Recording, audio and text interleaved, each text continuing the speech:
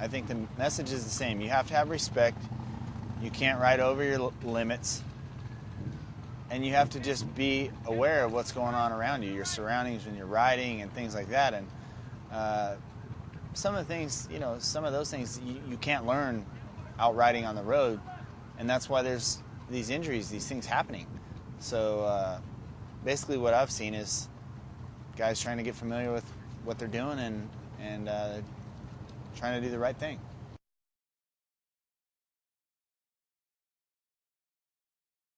I think the military could take this thing one step further. I mean, I think putting in a road track or even a big proper skid pad where you can create a little course. You know, what's basically happening here is these guys are taking these bikes. They want to let out some aggression. Some of them are looking for that adrenaline rush, and unfortunately that happens out on the road because there's no place to do it. If you had a road course, if you had an off-road track, an off-road park, something these guys could get their fill, I think that they'd be more adept to going out on the road and being more cautious, more mellow, and not have to get that thrill on the road. So the way I see it is you could take it one step further and create a proper place for these guys to ride in a controlled environment and keep pounding the message into them that it's okay to go slow out on the road. It's okay. You're not going to win a race when you're racing cars. So to me, they're taking it in the right direction, but at the same time, definitely could take this a little further. Wearing the protective gear is key. I don't go out on the track without my knee braces, my boots, my helmet, all the things that I need to be protected for off-road. Obviously, we have street riding class behind us, but you know, wearing that leather jacket, wearing that helmet at all times, wearing the boots, wearing the gloves, wearing things like that, I mean, that's so critical. And obviously, it never really matters when you do everything right, but when you do it wrong, that's when it counts.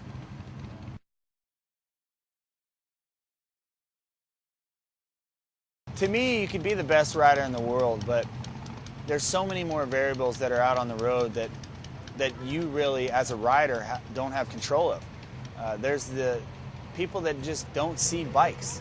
So the focus and the attention level has to be so high because there's situations where it's like you're not even there. Cars move over on you and you can't control that. So thinking and paying attention is so important.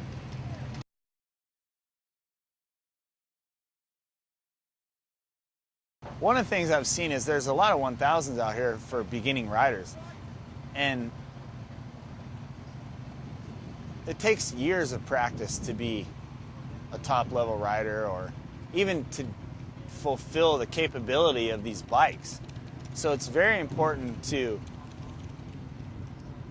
maybe limit yourself. I mean, maybe not buy a 1000 right away. I mean, these bikes can do a whole lot of things, but if you don't know how to ride them, they're going to hurt you.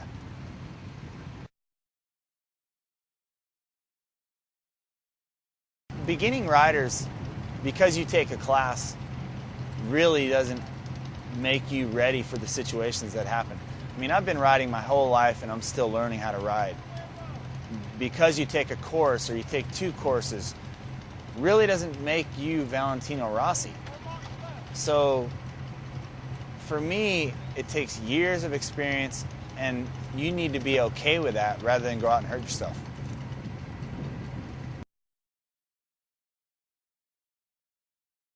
I think one of the most important things is taking your time to learn your equipment, learn your skill level, and really what it boils down to is all about respect.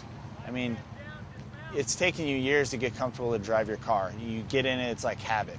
When you're riding a bike, obviously your alertness, your awareness, everything needs to be a little bit higher. And that takes time. So just be okay with that. One of the things in off-road, well, for me, for instance, I mean, I'm a track guy. I've raced Supercross, Motocross my whole life. You know, I don't go out on the first lap and go my fastest lap time. Obviously, we have a practice session, and we take time to build up that speed, and it's sort of the same as on-road philosophy.